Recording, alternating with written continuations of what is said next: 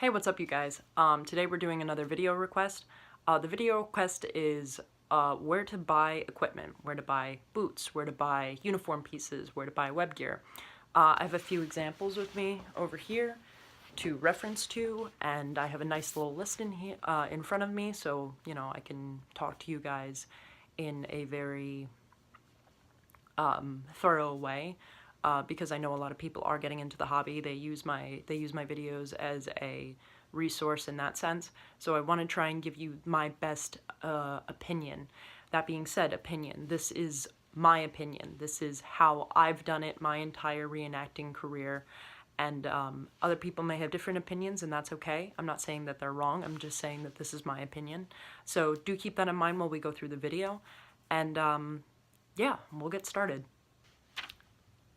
Okay, you guys, I got the list right here.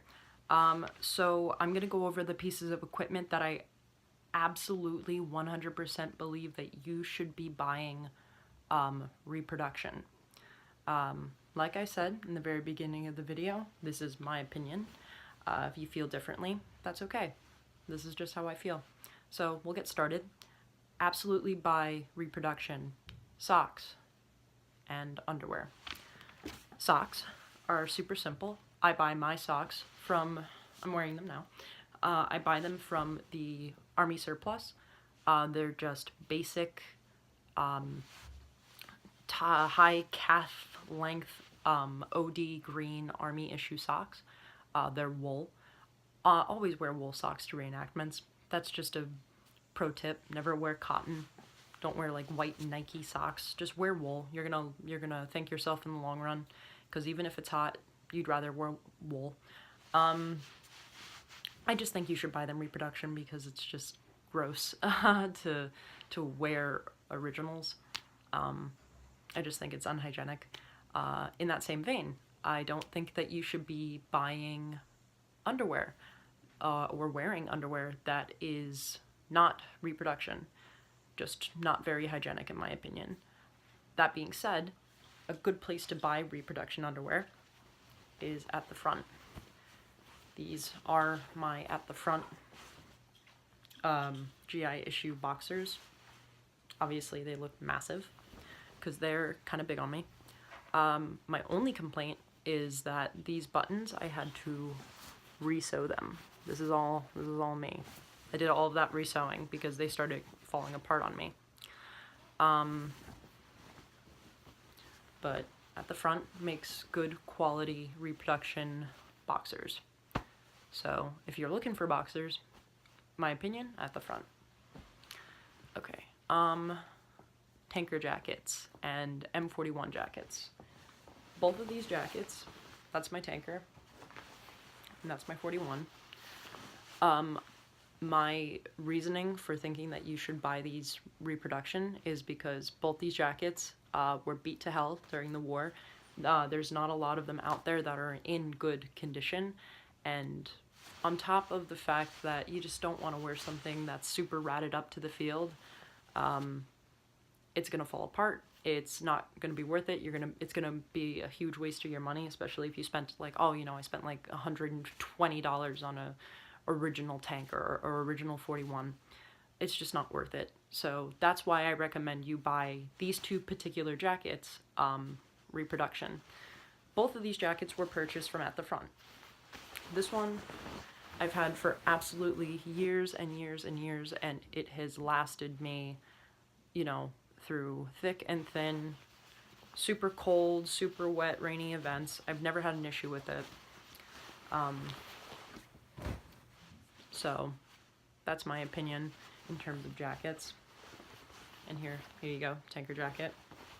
We all know what the tanker jacket looks like, but I think having examples makes everything funner. Boots. More fun. Funner's not a word. Boots. I don't know why anybody would want to wear original boots.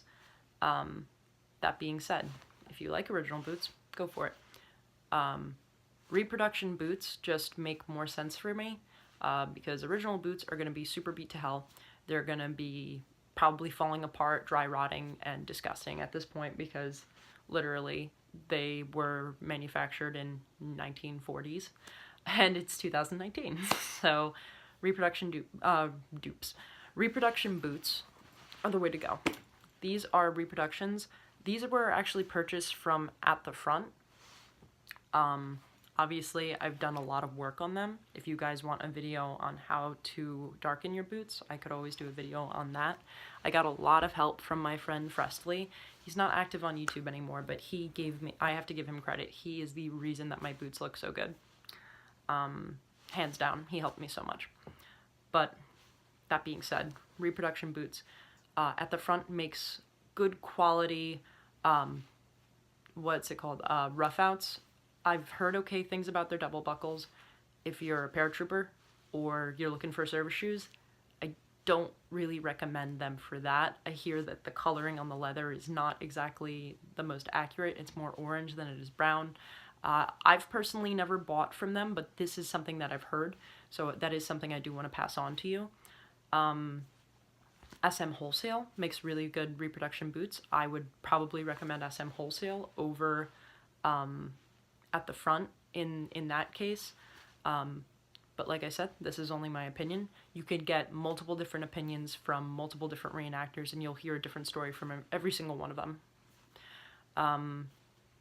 But yeah, that's in terms of equipment that I think you should absolutely buy reproduction. That's about it. Everything else you'll see in the next segment. You could buy it original and be okay. But we'll see you there. Okay guys, we're gonna get into the original equipment. Before I start, because I know some people are gonna be like, why are you doing that? This is all I've ever known. And that being said, if there is an item that I only have ever had original, I will not be commenting on where to buy it in terms of reproductions. And there's a lot. So I'll mention a handful of other resources and other people and stuff that you could look to and ask, because I might not have the answer, and that's okay. I'm never gonna have all the answers. But like I said, original equipment. So, trousers. I have only ever had original trousers. There they are, in all their glory. I've only ever had original trousers. I believe it's okay to wear original trousers. That's something I feel comfortable with. That's it. I own original trousers, and that's all I wear, and I've never bought them reproduction ever, so I won't comment on where to get the best ones, because I don't know. Wool shirt, same exact thing. I have only ever had original wool shirts. That's my original wool shirt. And I've only ever had, like I said, originals, so I don't know where the best reproductions are, or where to get them. I got my wool trousers from D-Day, Ohio, so that's in terms of like a flea market. And the wool shirt I got at an antique shop, so that's in terms of like an antique shop. So if you're looking for originals, that's a good place to go. Trouser belt, because I don't have my trouser belt on my trousers. This is a original, the classic OD3 trouser belt that the GIs were issued, and other branches probably, but I got this at a flea market. I know for a fact, because I have bought reproduction trouser belts from At the Front. They sell them, and they're good quality. So I can recommend trouser belts to At the Front. At the Front is not sponsoring me, but please sponsor me because I'm so poor. But that's how I feel about trousers and shirts, wool shirts. This has a little squiggle next to it, because that is one of the, this is a gray area piece of equipment. You could, this is an original GI tank top. You could wear an original GI tank top, if you so please. So it doesn't fall into either the original or absolutely reproduction category. But if you are looking for reproduction GI tank tops, this is a reproduction at the front GI tank top. These are about $15 if I'm not mistaken. I use them all the time. I use them in my day-to-day life. They're super comfortable. I would recommend going for a reproduction for hygiene reasons. Obviously, because I can't even imagine how much sweat, even if it's been washed, how much sweat is just like ingrained in all of this material that was right up against them. So, in my opinion, probably go reproduction, but you could do an original tank top if you so please. 43 jacket. My 43 jacket is original, and I've only ever bought original 43 jackets. This one I actually got from a friend, so I don't know where they got it, but you can go to a plethora of different places to buy original gear, and I'll rattle them off right now. You could go to eBay, you could go to Friends in the Hobby, you could go to Friends Getting Out of the Hobby, you could go to surplus stores, antique shops, and gun shows. If you're looking for original equipment, those are the best places I could recommend you to go. But in terms of reproductions for the 43 jacket, I know for a fact that At the Front makes a very good one because a lot of my friends have them and they recommend them. I'm not personally recommending them, but my friends say they are really good. Helmets. So this is my helmet. Do yourself a favor when you first get into the hobby and just bite the bullet and buy an original helmet shell. Swivel bail, fixed bail, front seam. Just do it. Do it, do it, do it, do it. Do not buy this reproduction because you are going to be kicking yourself, because the reproductions, they do not look as good, or the post-war ones, they do not look as good as a classic, original, beautifully painted World War II era helmet shell. That being said, I recommend you buy the shell just flat out, drop the money, save the money, and then drop the money. Just do it, because in the long run, you're gonna be like, yes, yes, I listened to her, and I believed in her, and now I only had to buy one helmet shell. Trust me, I've had to buy multiple helmets over the years because I bought the wrong stuff. These are the fruits of my labor right now, are going into this video to try and help you avoid the mistakes I have made. That being said, I have a squiggle next to helmet liners. Like I said, that being said, this is a reproduction, refurbished At the Front helmet liner. Obviously, it has the correct webbing, color, and everything, but the shell itself is a World War II era shell. They just, they just had to re-web it. That being said, if you have the money, get a refurbished shell. I really don't recommend you wearing an original helmet, refurbished helmet liner. I don't recommend you wearing an original one because they dry rot, they break, and then you're just like, well, I have to buy another one.